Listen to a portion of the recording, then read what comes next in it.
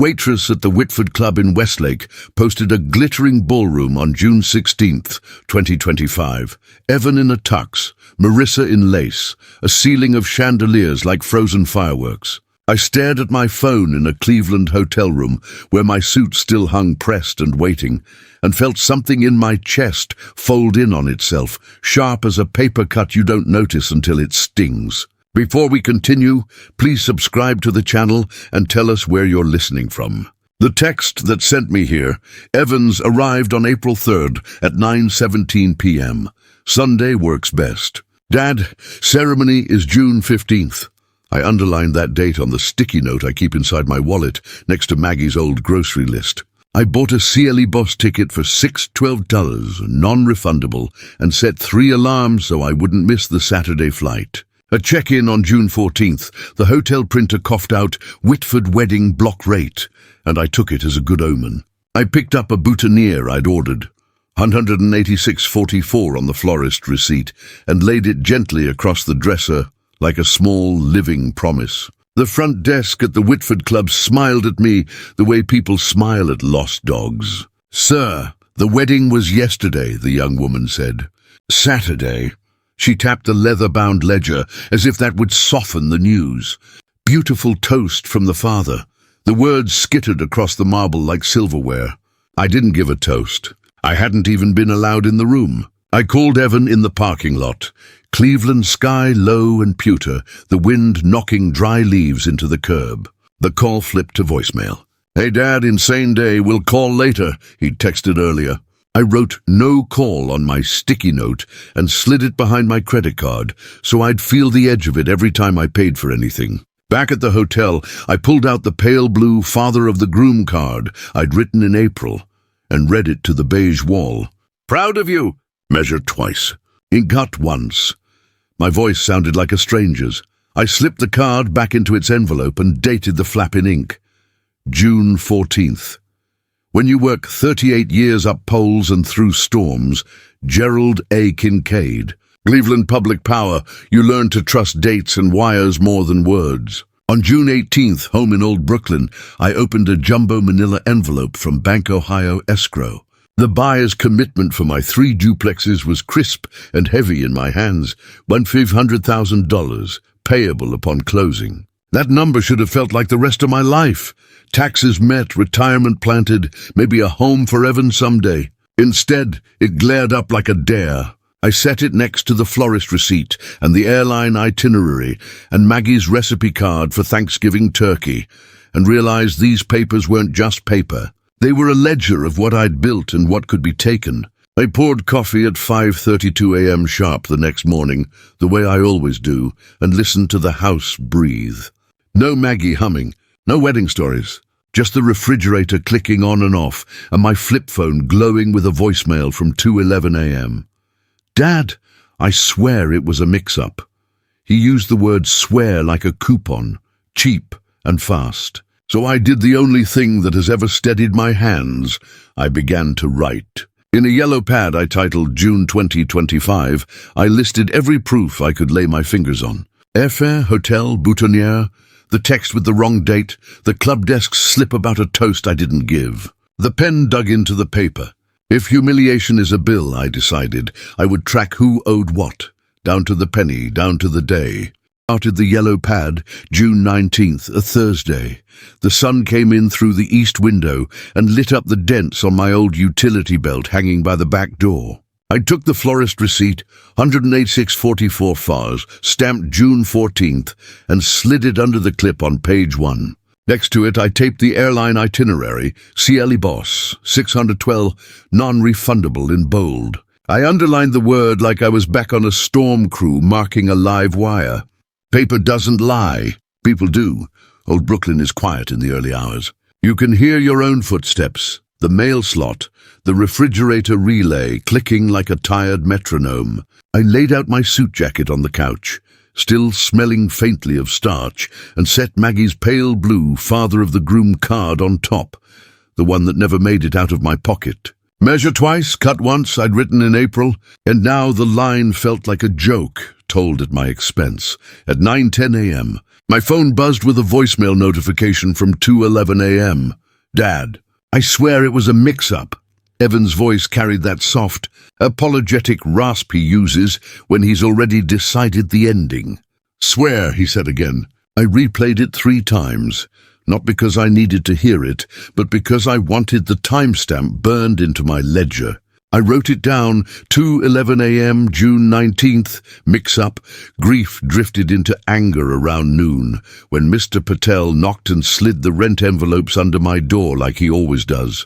Morning, Mr. Kincaid, he said, catching the look on my face only men who've buried someone recognize. Coffee? I asked. We sat at the kitchen table, no small talk. I pushed the yellow pad toward him. I missed my own son's wedding, I said, and the room felt suddenly too large. Like the air between the chairbacks had stretched. He said nothing, just took out his reading glasses and lined up the receipts like ledger stones. We'll put dates in a column, he said finally, names in another, practical, kind. He printed a timeline on his little office printer and brought it back at 2:30 p.m. A clean sheet with 4 entries in neat font. April 3rd. Evan's text. Sunday works best. May 28th. Florist quote. June 13th. Rehearsal photo. June 14th. Actual ceremony. He left a blank row under each date labeled, Who Benefits?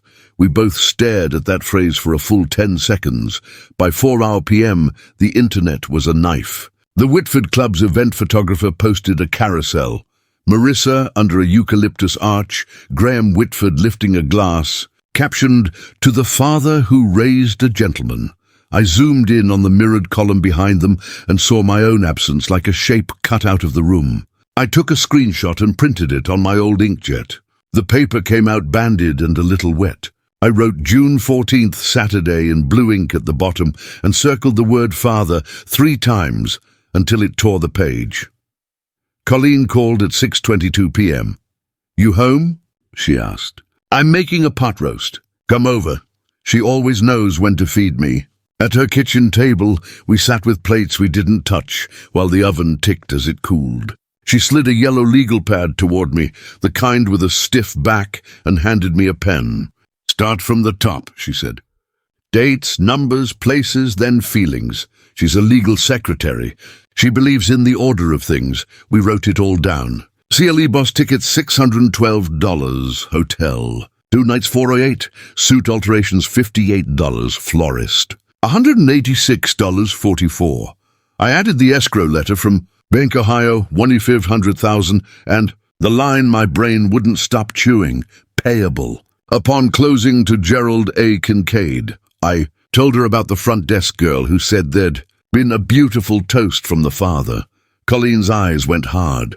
A father, she said. Not you. On June 20th, she scanned the April 3rd text, Sunday works best, Dad, and printed it with the timestamp. We're going to build this like a clean file, she said, even if we never show it to anyone. That's how you survive a lie. You build a place inside it where facts can live. The first call from the Whitfords came on June 23rd, 10:07 a.m., a Monday. Tessa Whitford's voice could slice bread. We sent you the electronic invitation months ago, Mr. Kincaid, she said. Perhaps it went to spam. She made spam sound like a personal failing. Could you read me the date? I asked, keeping my voice even, the way I do when the breaker panel throws sparks. Saturday, she said after a polite pause, June 14th. The phone went silent, like it knew it had just told a secret. Thank you, I said, and wrote Tessa, admits Saturday, June 14th in my pad. She hung up without a goodbye. The second message came from Evan at 1:32 p.m. Dad, they handled the invites. I thought it was Sunday. I was swamped. He used thought like a shield and swamped like a badge. I looked at the photo from the rehearsal dinner, posted June 13th, Friday, and saw the seating chart on an easel behind them. I zoomed until the pixels broke. My name wasn't there. That night I pulled the heavy manila envelope with the escrow letter out of the drawer again. I laid it next to Maggie's Thanksgiving recipe card, her handwriting looping on sage, and felt for the first time since I saw that waitress's story something other than shame. I felt a boundary. The $1.5 million in that letter wasn't just numbers. It was 38 winters on poles, 3 duplexes bought 1 radiator at a time, and every receipt I ever saved in a coffee can. If respect had a currency, I knew what I held. At 10:15 p.m., I turned off every light in the house and listened to the dark. The silence wasn't empty anymore. It was planning. I put the blue Father of the Groom card into my fire safe, spun the dial with the muscle memory of a man who trusts mechanisms, and whispered to Maggie's picture on the mantel, "I'm not going to beg." Then I sat back at the table, squared the yellow pad to the edge, and wrote a new header for a new page. July, what I need to know. Who can tell me what it proves? If humiliation is a bill, I had decided who was going to pay. Now I needed to calculate the exact amount and the lawful way to collect it. Seats. On June 27th, a Friday that smelled like rain over Lake Erie, I walked into attorney Lorna Pike's office on Detroit Avenue, carrying a manila folder held shut with a black binder clip. Inside, the printed screenshot of Evan's April 3rd text, "Sunday works best." Dad, the florist receipt for $186.44, my Clio. Boss itinerary showing $612 and non-refundable, and the escrow letter with the number that made my palms sweat even after 40 winters on poles. Would be $500,000. Lorna is the sort of lawyer who keeps a plant alive and papers squared. She read in silence. "You want revenge?" she asked finally, eyes steady. "I want boundaries," I said, and the truth on paper, not in someone's mouth. She nodded, tapped the escrow letter once with a capped pen and said, "Then we use what's lawful and boring. Trusts, conditions, acknowledgements.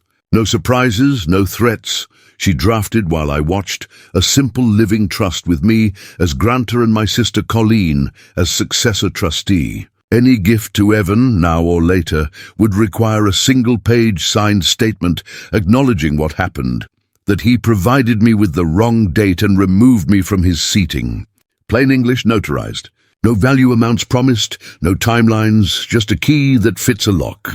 We added a clause that made my shoulders drop an inch. Any distribution to any beneficiary would flow only after I issued a separate letter to escrow naming the share. In other words, the buyer's certified check could remain payable solely to me, unless I chose to unlock anything with a supplemental letter.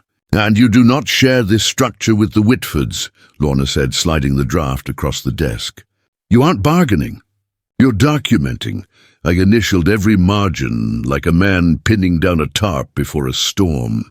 On July 2nd, I hired a private investigator named Harold Miskell, a retired cop who carries a metal pen and a notepad, not a tablet. We met at the counter at Gypsy Beans in Gordon Square, the chalkboard behind him still listing a Tuesday scone special, and I told him what I needed in 3 sentences. Venue call logs for June, especially around April 3-4. Any emails regarding seating changes. Confirmation of the rehearsal on Friday the 13th, with a precise time. Hotel check-in ledgers, showing my arrival at 3:44 p.m., June 14th. "If it exists in paper or inside a business phone system," Harold said, pocketing his receipt, "we can lawfully ask for it. We don't hack. We request and we record with consent." He slid a small digital recorder onto the table. For when people forget what they said, we clinked coffee cups like a contract. 3 days later, July 5th, Mr. Patel stopped by the house with a clean printed timeline he'd mocked up from my yellow pad. 4 lines, sans serif, April 3rd, text from Evan. "Sunday works best." May 28, florist quote, $186,644. June 13th, rehearsal photo, seating chart visible. June 14th, actual ceremony. He left 3 narrow columns to the right. Who benefits?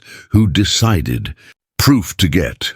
In the first row he typed image control under who benefits, and I felt something click into place, like the teeth of a new lock. Colleen, who knows her way around courthouse file rooms, offered to handle scanning and safekeeping. We met at her kitchen table on July 7th. She fed my papers into her office scanner. labeling the PDFs not with codes but with plain words. Evan wrong date text April 3rd, florist June 14th, escrow commitment Nov closing. She made 2 hard copy sets, one that would stay with me in a blue folder, one she would hold in a drawer at work. Evidence is like sourdough, she said, sliding the copies across the formica. It survives if you keep a starter in 2 places. On July 9th, after I slept on it, Lorna helped me draft a letter to my son. No mention of money or conditions. Short, respectful. I'd like to sit with you in September and talk about our family plan, I wrote. We can reset, but I do need us to start with the truth. I wrote the word truth carefully, like tightening a ground clamp. The envelope looked ordinary when it left my mailbox, but it felt like I'd just hung a sign no one could miss. Road work ahead.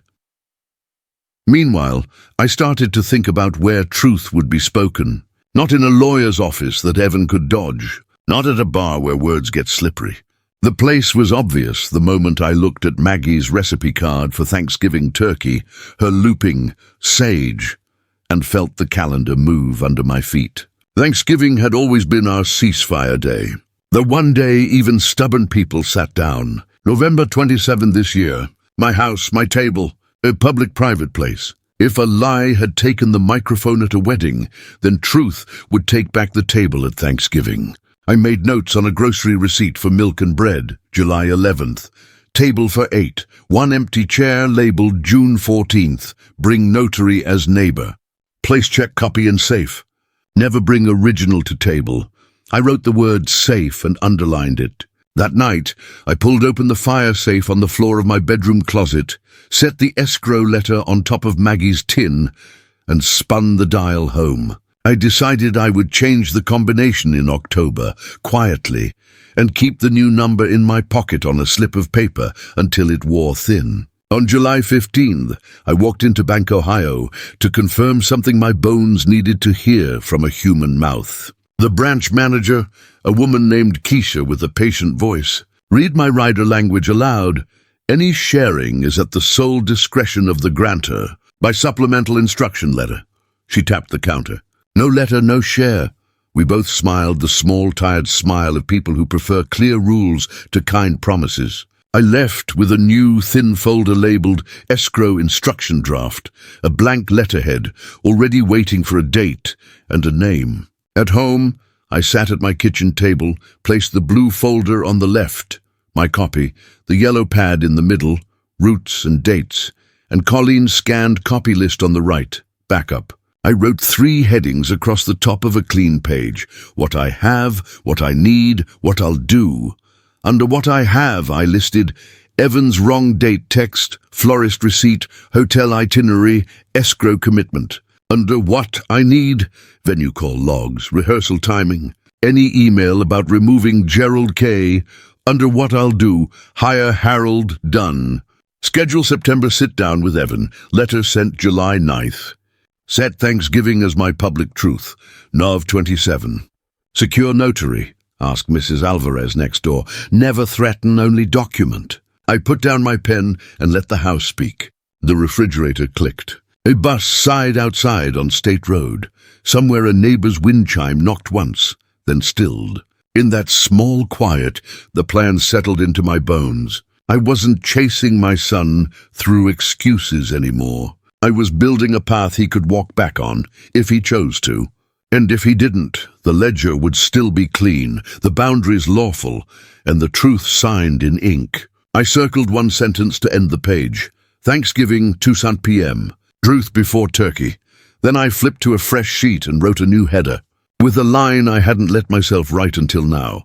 Methodical steps, vendors, logs, ledgers. So I started where mouths are polite and records are blunt.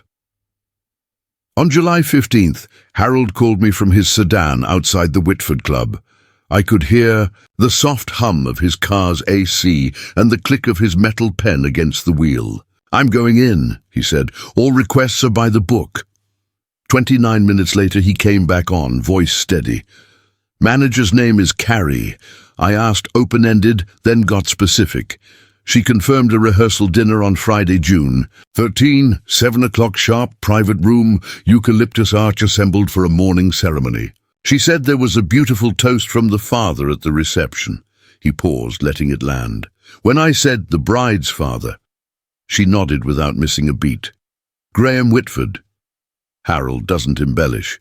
He sent me a follow-up email from the parking lot.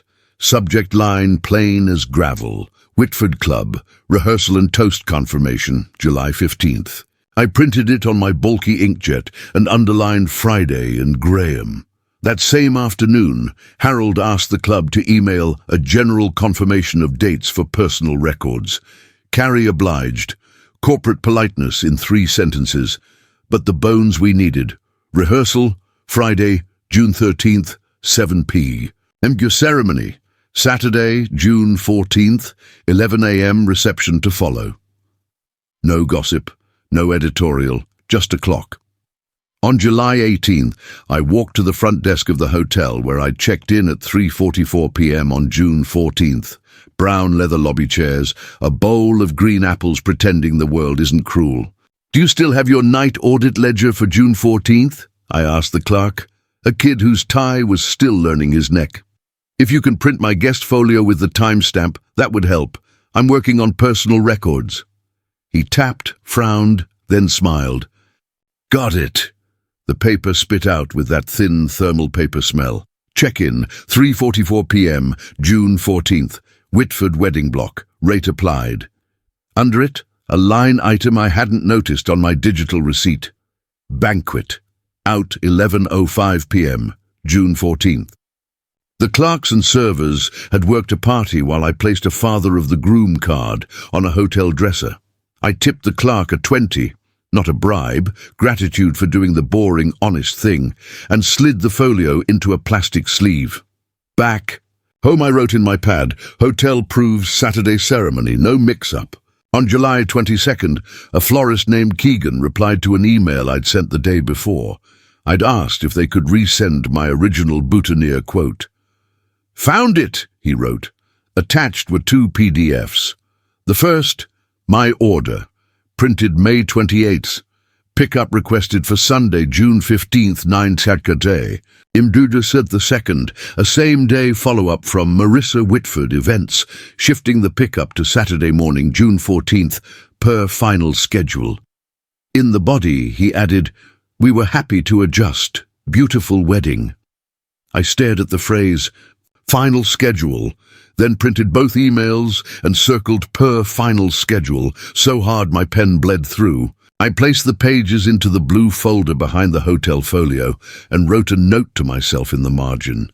They moved the flowers to the real day and left me on the fake one. Every night I kept my ritual. Copies for me, copies for Colleen. On July 24th, at her kitchen table, she scanned the florist emails and labeled them in that simple, relentless style she favors. Florist, original, Sun 615. Florist, change by Marissa, Sat 614. 2 versions of reality, she said, tapping the folder with a nurse's efficiency. The one they lived and the one they handed you. July 28th, I met Keisha at Bank Ohio again. I didn't bring the escrow commitment, I brought my questions. "When do certified checks usually get cut?" I asked, palms on cool formica.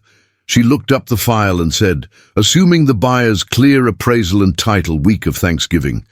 Monday, November 24th looks likely."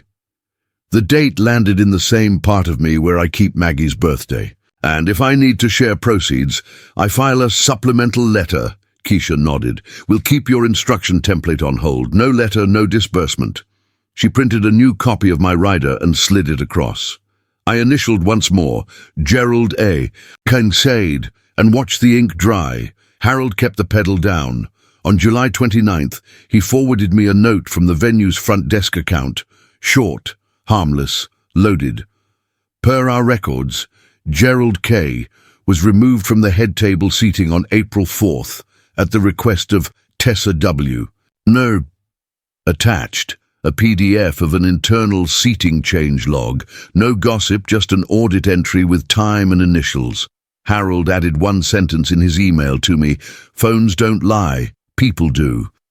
I printed the log and filed it under a new tab: Seatings. Meanwhile, Evan texted on July 30th, "Dad, can we just put this behind us? It was crazy that week." No apology, just the conversational equivalent of a doormat. "Wipe your feet, don't ask who tracked the mud." I didn't answer right away. I took a picture of the hotel folio, the florist change, and the seating log laid out side by side on my kitchen table, 3 ribs of the same animal. Then I called Colleen. "I'm thinking Thanksgiving," I said, "a public truth in a private room." She exhaled through her nose, a sound I could see. "I'll make pies," she said, "and I'll bring a notary stamp." On August 2nd, Lorna filed a modest notice of intent to gift into my trust record. Not numbers, just a marker that Gerald Kincaid wasn't capricious.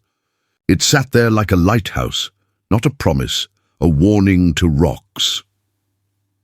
By the first week of August, my house had become a map room. The yellow pad lived in the center, a carpenter's square to its left, the blue folder to its right. Each night I located myself again. Wrong date text, April 3rd. Florist change, June 14th. Rehearsal, June 13th. Hotel folio, June 14th. Seating removal, April 4. I wrote who holds what in block letters and listed it. I hold originals. Colleen holds scans. Harold holds logs and confirmations. Keisha holds rider template. Safe holds escrow letter and Maggie's tin. I didn't trust memory. I trusted drawers, steel, and ink. I also drafted place cards. It sounds small, maybe petty, but names on paper matter. On a spare envelope, I wrote in my neatest hand: Evan, Marissa, Colleen, Mr. Patel, Harold, if he'd come, Keisha, just a thought, and one blank card where a name should have been. Under the blank, I penciled a single date, June 14th.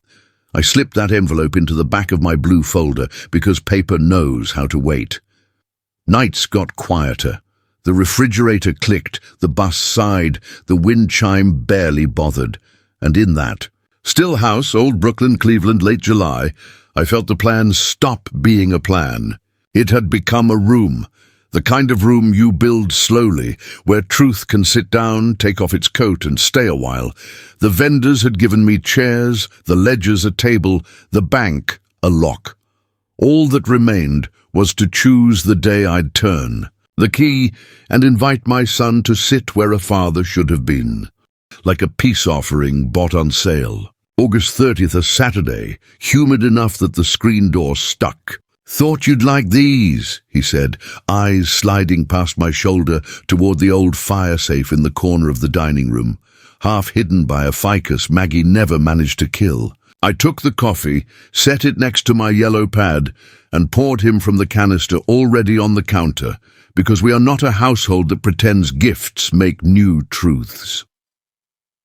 We sat at the kitchen table.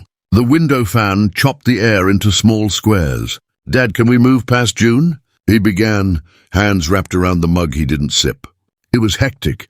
"The date—" He stopped and tried a softer voice. "It was a typo."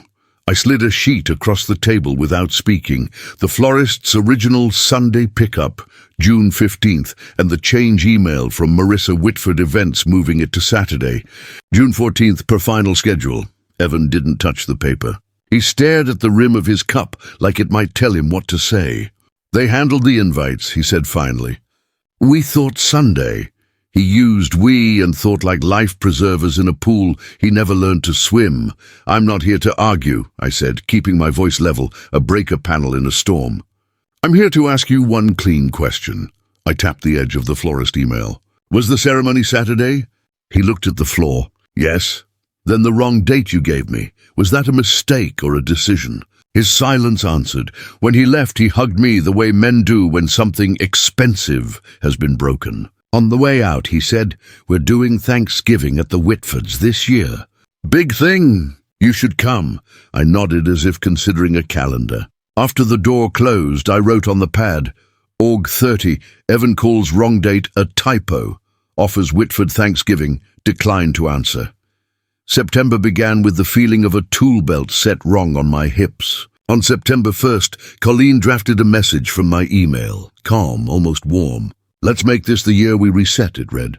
"I'd like to host Thanksgiving at my place, same as always. We can talk before dinner." We pressed send at 10:14 a.m., then went to her porch and watched the neighborhood decide between iced tea and sweaters. On September 3rd, a reply came from Marissa Events at 7:08 a.m. "We're hosting Thanksgiving at the Whitfords. Seating is set for immediate family. Perhaps dessert." She made dessert sound like a charity. I printed the email, dated the bottom, and filed it under a new tab Colleen made me. Boundaries attempted. Harold called me on September 10th, voice tinny through the truck speaker hum. "Got the call log," he said. Internal entry from April 4th, 10:26 a.m. Incoming from Tessa W. Update seating. Remove Gerald K. from head table. Adjust total. He read the line twice so my bones could hear it. "Send me a PDF," I said, trying to keep my breath quiet. He did, and I printed it on the good paper. The word remove looked small until I circled it in blue ink and felt the circle pull tight like a cinch strap. That night I changed one thing. I wrote safe, change combination in the margin of my pad and underlined it. On October 3rd, a Friday, I did it. New 4-number sequence, the kind Maggie used for our suitcase lock. I slipped the number on a torn scrap into my wallet behind the sticky note that still read, "Sunday works best." I kept the original escrow commitment exactly where it had been, beneath Maggie's recipe tin. The blue folder on the shelf held only copies. Business hours became my choreography. On September 12th, I walked into Bank, Ohio, and asked Keisha to read the rider again. Not because I'd forgotten, but because the human mouth saying no letter, no disbursement steadies a man like a lineman's harness. She smiled. "We're on track for Monday, November 24th, Mr. Kincaid," she said, tapping her screen.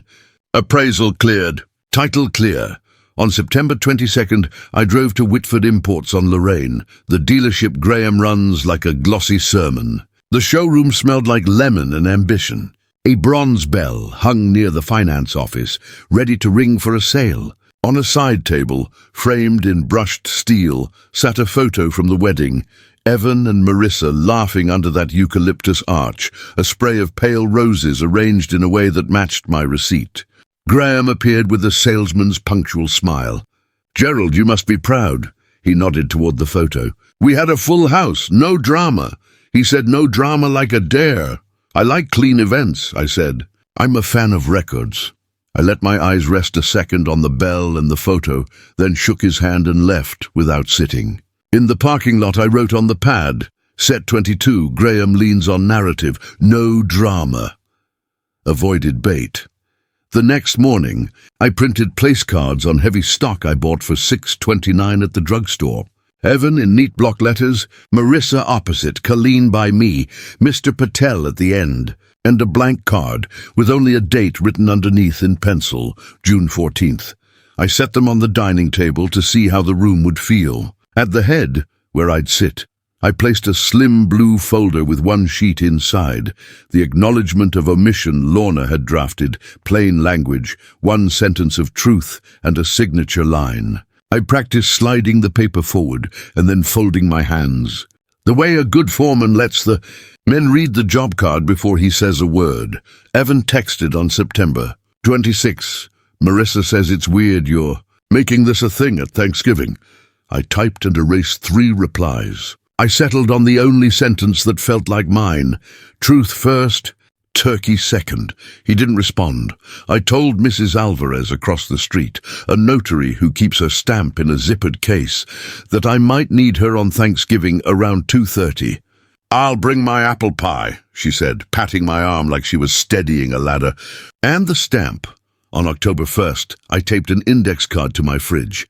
Thanksgiving, 2 p.m., truth before turkey. Under it I wrote 3 bullets. Set blue folder at Evan's place. Photocopy bank check. Mask last 4 digits. Seat an empty chair labeled June 14th. It felt theatrical until I put the empty card in the chair and the room went still, like air in a church just before the organ starts. I wasn't staging a scene. I was building a room where a lie had to sit down and see itself. The Whitfords wanted silence dressed as manners. I wanted ink. The bank would do its job on November 24th. My oven would do its job on November 27th. All that remained was for my son to decide if he would do his job. Pick up a pen, look his father in the eye, and say the day out loud. At 9:18 a.m. Mr. Kincaid, Keisha from Bancoia. Your buyer advanced everything. Certified check will be cut Monday, November 24th. Do you want to come by and review the rider one more time? The way she said one more time felt like a hand on the small of my back, steadying. I drove over in Maggie's brown jacket, the one with the loose lining she'd promised to fix every fall. The branch felt warmer than usual. Keisha slid a clear folder across the counter. Here's the instruction rider you approved in July, she said, reading it aloud like a benediction. Any sharing of proceeds is at the sole discretion of the grantor by supplemental letter. No disbursement. Then she looked up. Do you want to add any timing language? I nodded. Yes. Note that any letter I issue regarding my son shall be contingent upon his signing a one-page acknowledgement, notarized by November 27th. She typed, printed, and had me initial.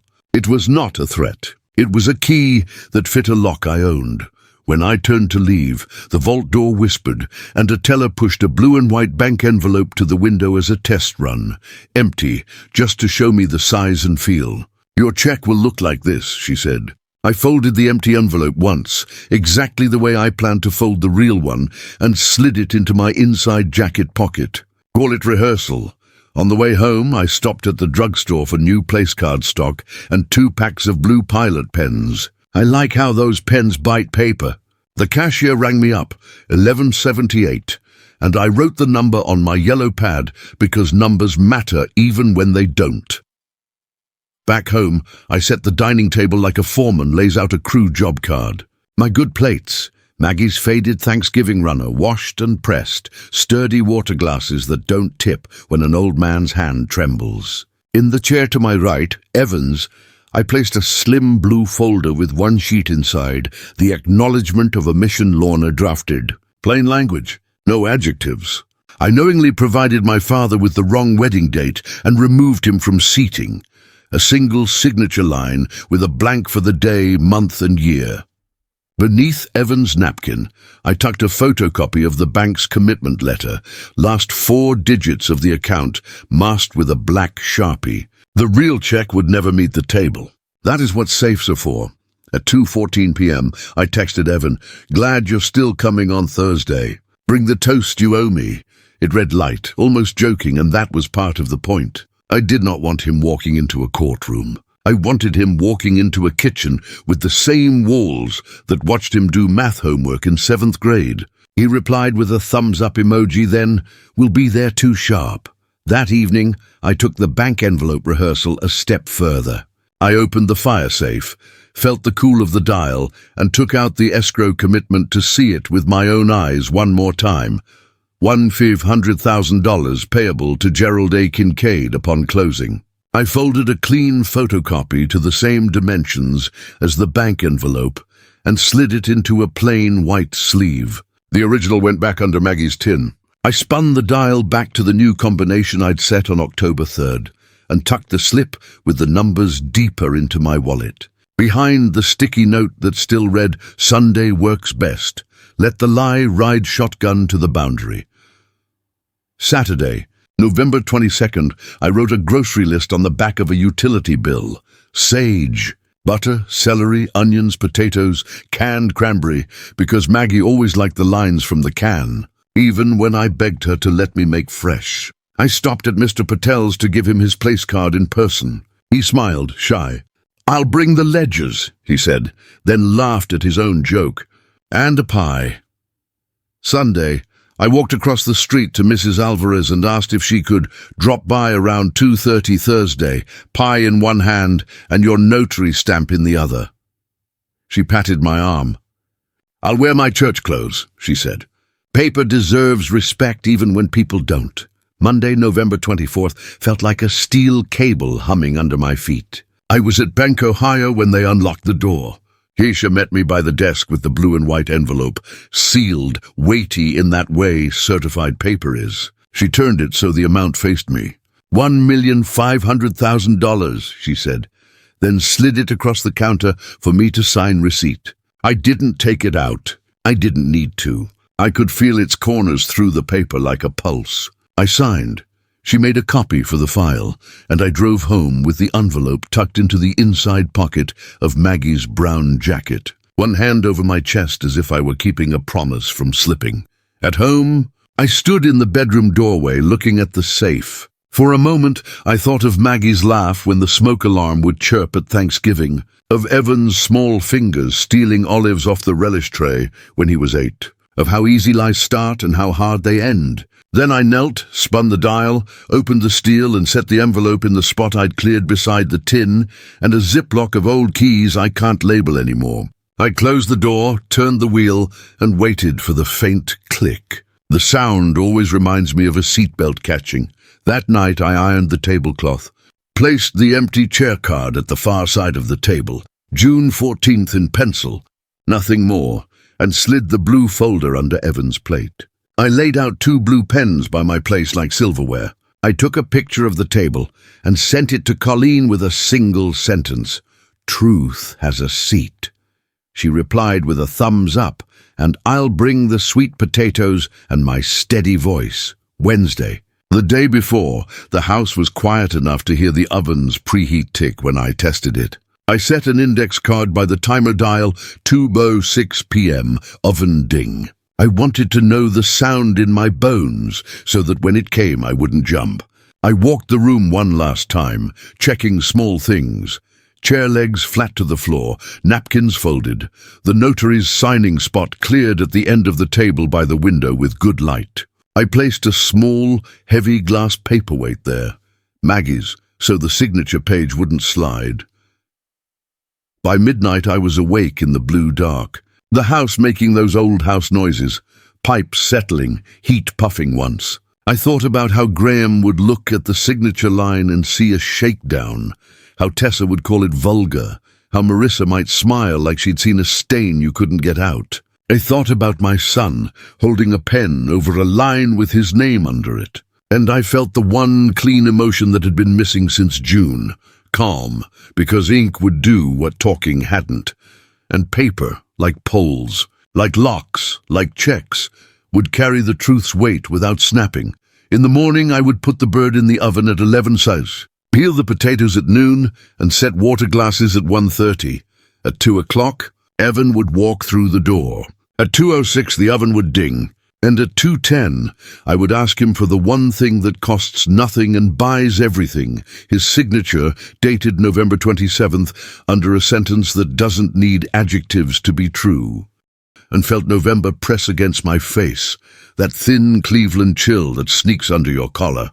The table was set the way Maggie would have liked, runner ironed, plates aligned, water glasses catching weak winter light. To my right, the seat with Evan written in block letters. Tucked beneath his napkin, the photocopy of the bank commitment, with $500,000, last 4 digits masked. In front of his plate, the blue folder with 1 sheet inside. Across from him, Marissa, to my left, Colleen.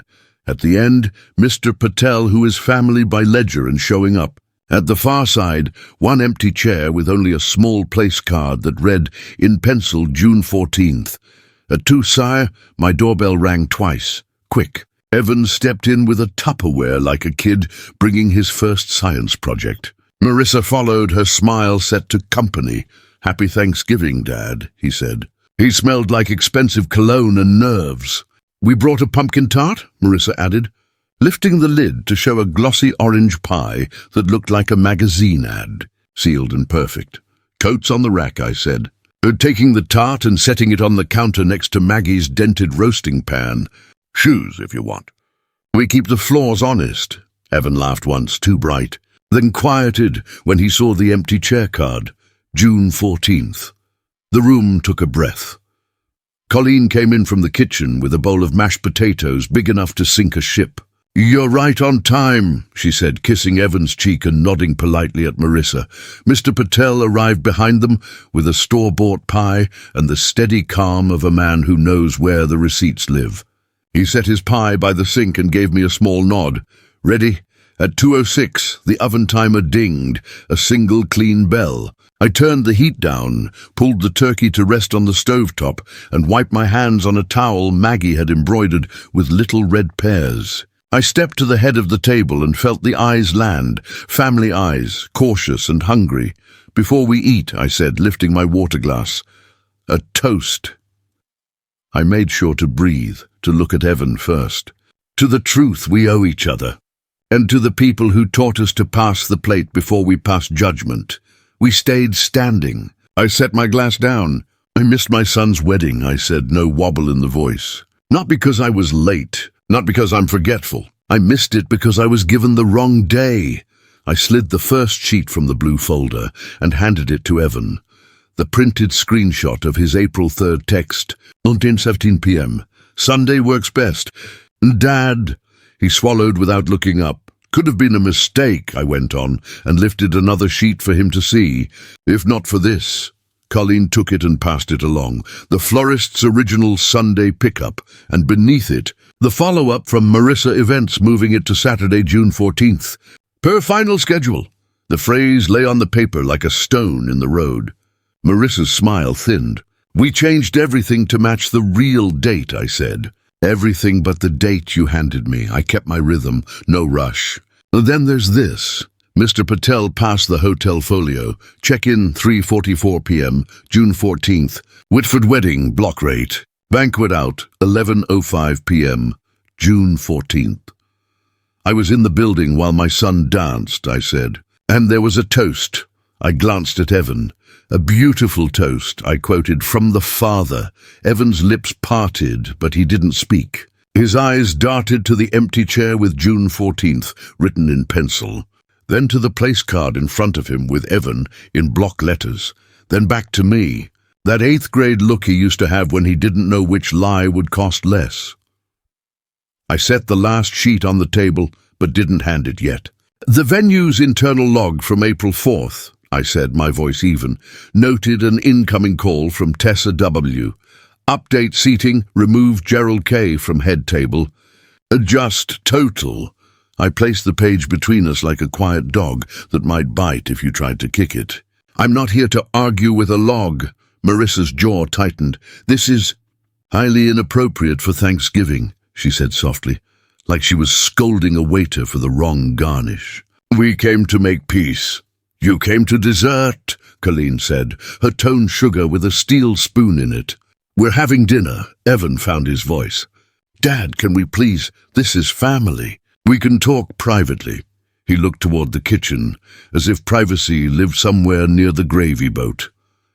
"We are talking privately," I said, and sat. "At my table, the one your mother fed you at." I took a breath. "This is not punishment. It's a boundary." I opened the blue folder and slid the single-page document toward his plate. Plain language, heavy paper, a line of ink where his signature would live. "This says what we both know is true. You gave me the wrong date. I was removed from seating." My hands were steady. "Sign it and we can set the table for whatever comes next." "Refuse," I said, "and we still eat, we still wish each other well, and I keep my accounts simple."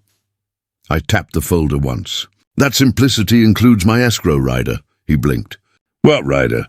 I slid the photocopy from beneath his napkin and folded it open. "Bank Ohio. Escrow, commitment of funds, $1,500,000 payable upon closing to Gerald A. Kincaid. Nov, 24, 2025. The masked digits looked like they were peering out from a fence. "This is not a bribe," I said. "It's not a threat. It's a fact. Any sharing of those proceeds requires me to issue a supplemental letter. And I won't issue one until the truth sits on paper, not just in my mouth." I let the sentence settle. "No letter, no disbursement."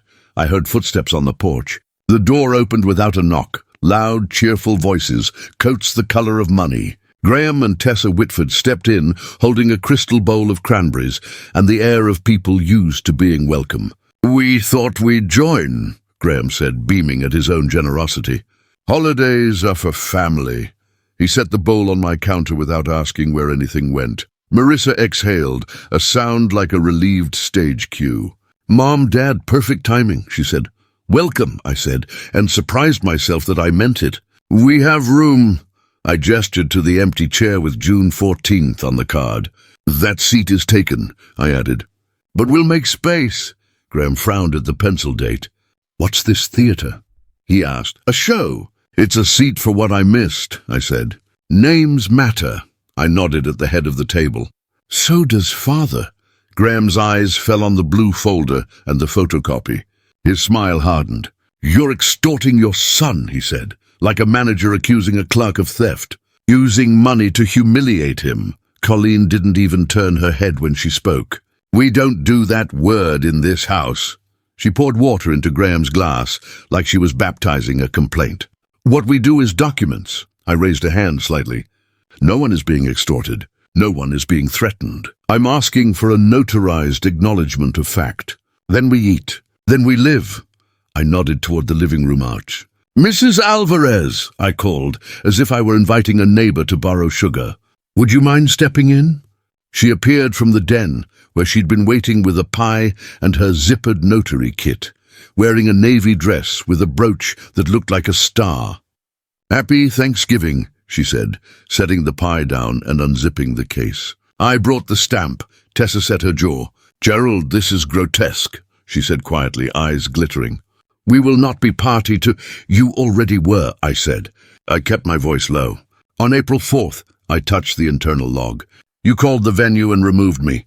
I'm not angry at you for protecting your daughter's image. I'm disappointed my son let you go. I turned to Evan and softened my face the way I used to when he'd skin a knee and hide the bloody patch with his hand. I am asking you to hold the pen. Evan looked at me, at the empty chair, at the paper. His eyes filled and cleared, like a man blinking rain on a ladder. He reached for the pen, then stopped. If I sign, he said, voice rough, does that mean you cut a check? It means I'll sit with you, I said. We'll decide what help looks like. The rider means any help flows through a letter I choose. The trust, I added, means it happens with conditions that make us both proud. It means I stop parenting with gossip and start parenting with structure. Mr. Patel looked down, smiling just a little, like a man who recognizes his own framing. Graham snapped. You don't have to do this, son. He put a hand on Evan's shoulder. You're a Whitford now.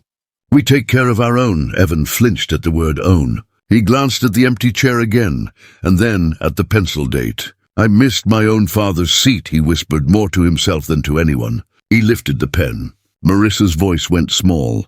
Evan, she said, warning wrapped in silk. He turned to her, and for the first time in months, sounded like my boy who'd asked me how a breaker knows when to trip. I need to fix something I broke, he said. Not because of a check, he looked at me. Because I'm a son. It was clear. Date? She asked. November 27, 2025, I said. She stamped, pressed, lifted. The thud of the notary seal was the most beautiful. Sound I've heard outside of a seatbelt catching on a first try, Tessa whispered. Vulgar, and Graham muttered, small. Man, and Colleen said, pass the beans, and Mr. Patel wiped his glasses like he'd caught lint. I slid the signed page into a clear sleeve, like a relic, and returned it to the blue folder. I didn't look at the photocopy of the bank letter. I didn't need to. I picked up the carving knife. The oven heat had warmed the room enough that the window fogged at the corners. Now, I said not unkindly, we eat. I pointed the knife at the empty chair. I'll take the first slice and leave that seat a plate. I carved, the knife finding that familiar seam between bone and meat. The first piece slid free, clean, obedient to the line I drew. Evan stood without being asked and took the platter to the empty chair, set the slice down, and rested his fingertips on the table. Dad, he said quietly, so only I heard it. I'm sorry. Measure twice, I said, the old line that had lived on a blue card in a hotel room while my son danced. Cut once, we sat. Forks clicked. The truth had a seat, and all the noise that followed, Graham's stage whispers, Tessa's tight sighs. Marissa's clink of water against glass sounded like what it was, background to a boundary that had finally been signed in ink. And read Evan's signature again, the way a lineman checks a harness twice before leaving the ground. November 28th, 2025. Ink dry, notary seal raised under my thumb like braille that spelled father. My phone chimed at 9:03 a.m., an email with a porcelain tone. From Whitford and Dahl Legal, subject. Cease and desist. The body was 3 brisk paragraphs accusing me of coercive tactics at a familial gathering, asking me to destroy any purported document signed under duress. I forwarded it to Lorna at 9:07. She called at 9:20, voice calm as a ledger. Reply with 1 sentence, she said. She dictated as I typed. Our client lawfully requested and obtained a notarized acknowledgement of fact. No demand or conditional threat was made. Then she had me attach 4 items: Harold's April 4th call log extract, the florist change email from June 14th, my hotel folio, check-in 3:44 p.m., June 14th, banquet out 11:05 p.m., and a photo of the signed acknowledgement with only the notary stamp visible. Facts are heavy, she said. Let them do the lifting. Saturday I let the house be quiet. I washed the runner and folded it smooth. I put the empty chair card, June 14th, into the blue folder behind the acknowledgement, so the lie and the line that corrected it would travel together. I wrote on my yellow pad, who holds what, originals in safe? Colleen scans. Harold source logs. Lorna PDF set. Mrs. Alvarez, journal entry for November 27th. On Tuesday, December 2nd, I asked Evan to meet at Gypsy Beans at 10 a.m. He came alone, no cologne this time, hair flattened by a knit cap. We sat near the window where I could watch Detroit Avenue move, buses sighing, one dog pulling its owner like he'd been promised something. He rested his hands on the paper sleeve of his coffee as if it were a warm stone. Did you really have a check? He asked without preface. I pulled a letter from my jacket pocket. Not the check. Never the check. The bank's confirmation dated November 24th. Funds certified. We'll pay 100,000 escrow closed. Keisha's initials at the bottom. He read it twice, tracing the edges with his thumbnail. I didn't sign because of this, he said finally, the sentence almost a question. I know, I said, but now we can talk about what help looks like. With structure. His shoulders dropped half an inch. We sketched a plan on the back of my receipt, cream poured like creosote on paper.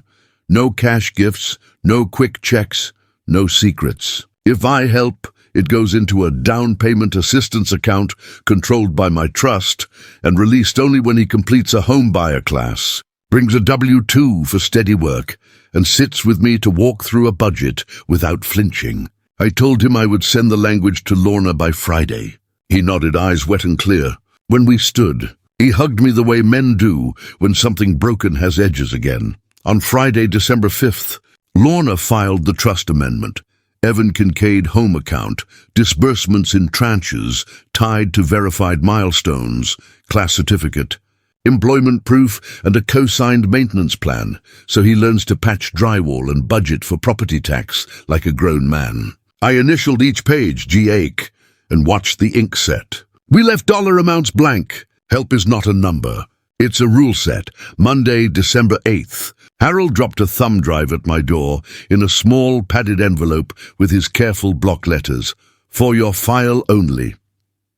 Inside, audio of the venue manager confirming the Friday rehearsal, Saturday ceremony, and the bride's father gave a beautiful toast. I didn't need to play it. I filed it under vendors, audio, because one day a man might try to forget what was true, and I planned to keep the memory honest. On December 10th, I mailed a letter to Graham and Tessa, printed on plain white paper, signed with a blue pilot pen. 2 sentences. Please direct all future communications regarding my son to my son. My affairs are not a forum for your advice. I enclosed a copy of a donation receipt, $25,000 from my sale proceeds to the Cleveland Public Power Lineman Scholarship in Maggie's name. Some money goes where the work began. That same afternoon, I met Evan at Duplex B, I handed him a master key on a split ring and told him it didn't open my safe, my truck, or my past, only that side door and the utility closet. We spent 3 Saturdays in December there, deck 13, 20, and 27, patching drywall, replacing a leaky P-trap, and studying the property tax bill, 7,846, as due July 10th. He ran a thumb over the raised county seal and said, "I never knew how heavy paper could be." I said, "Now you do." At night I put the blue folder back in the safe and spun the dial, the click settling me like a seatbelt. The Whitfords didn't write again. The house found its old winter sounds, radiators ticking, stairs creaking, a warning you only hear if you've lived with them a long time. Justice had started to look like what it always should have been.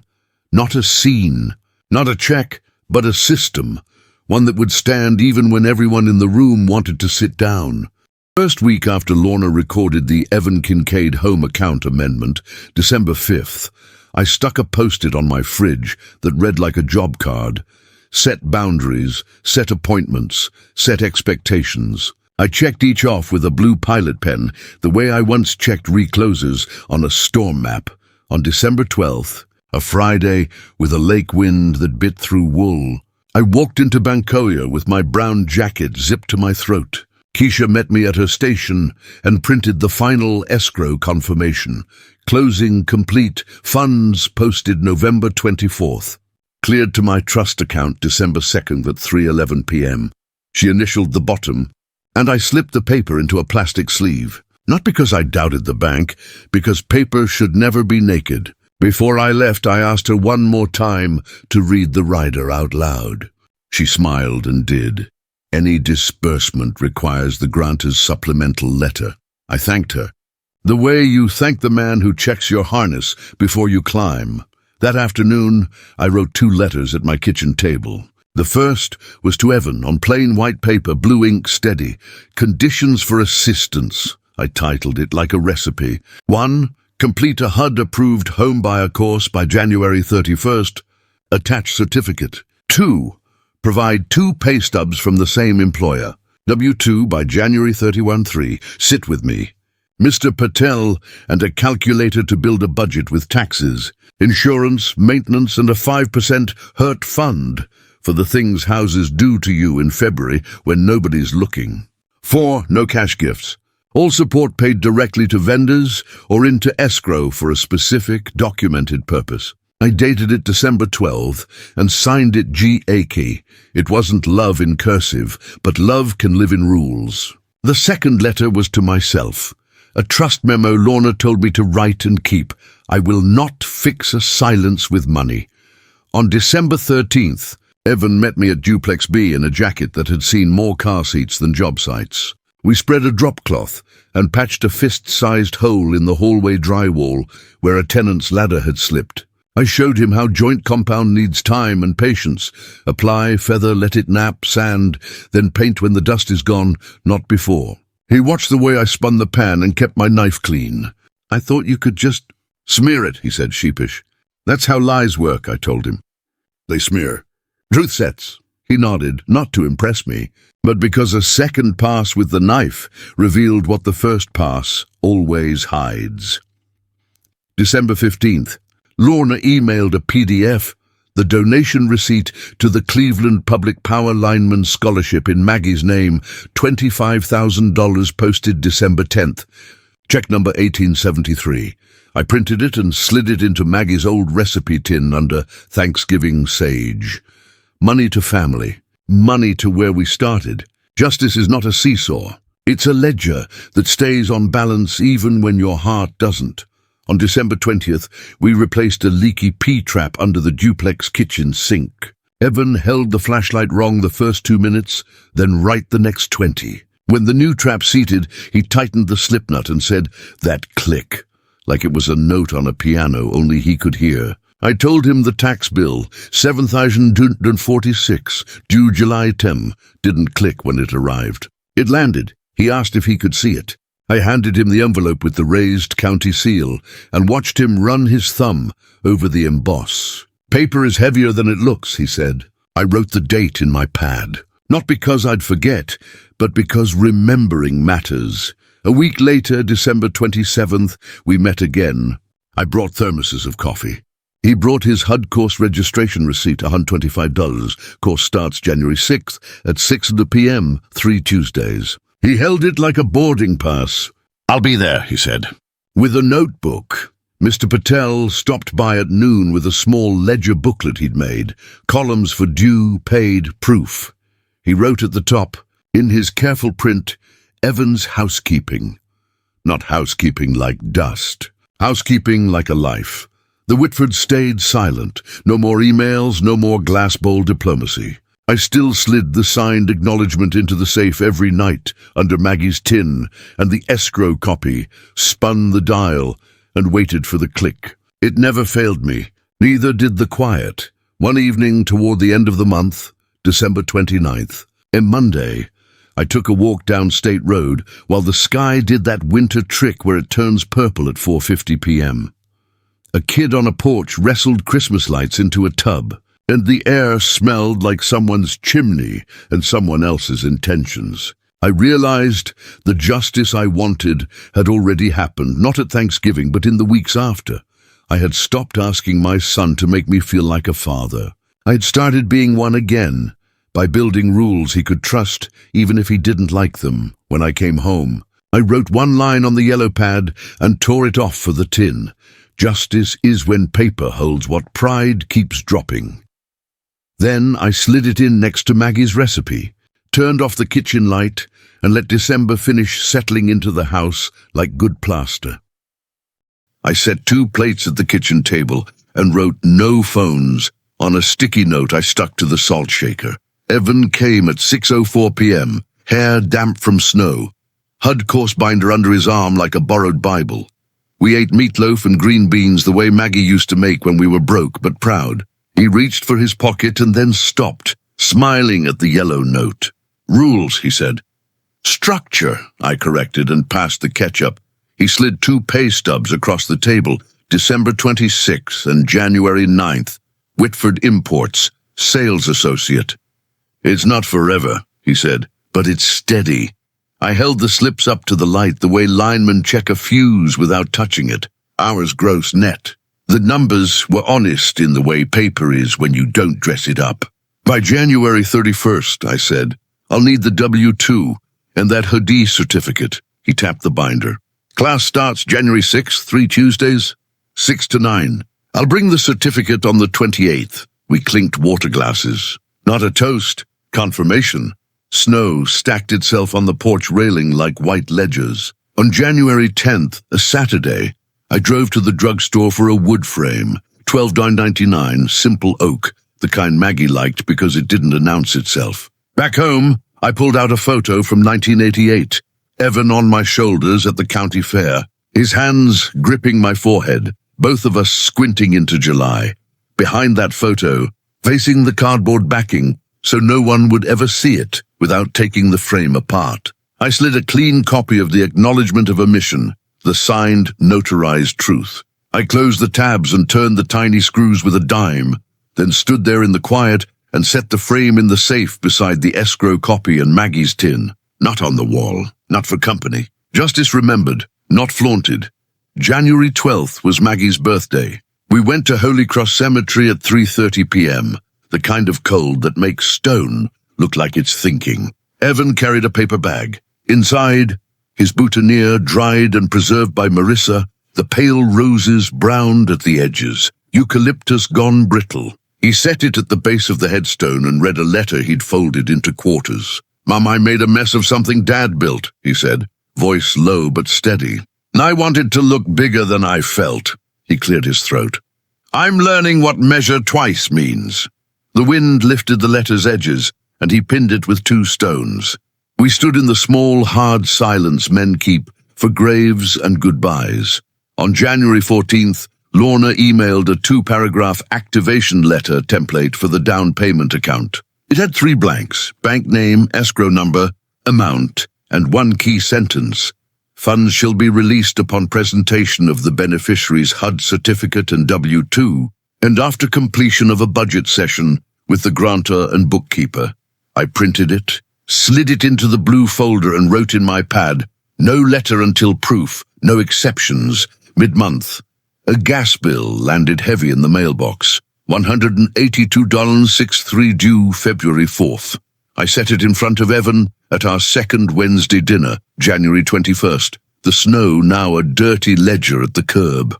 "This," I said, tapping the envelope, "is why your budget needs a hurt fund. Houses find a way to bill you right after Christmas." He laughed through his nose. "We'll put it under February surprises." Mr. Patel stopped by for coffee and drew a new column in the little ledger book he'd made him. Surprise solved its proof. He wrote gas under surprise and left the other two blank. "We'll fill these," he said. "With time." Marissa didn't come to either dinner. No explanation, no apology, just the polite absence of someone who's not ready to sit where she can't arrange the seating. I didn't ask, and Evan didn't offer. We talked about compound instead. How you feather it thin so the wall won't tell on you later. He told me his HUD instructor, Ms. Chang, room 204, said, "The only bad house emergency is the one you didn't plan for." He held up his binder like a pledge. I'm starting to like the sound of planning. On January 28th, he handed me the HUD class certificate, course completed, signed and dated January 27, 2026, with a gold sticker that looked like a little sun in a winter window. He also brought an envelope sealed with a W-2 flap crimp, employer Whitford Imports, wages that matched the stubs. We spread everything out on the table like a map.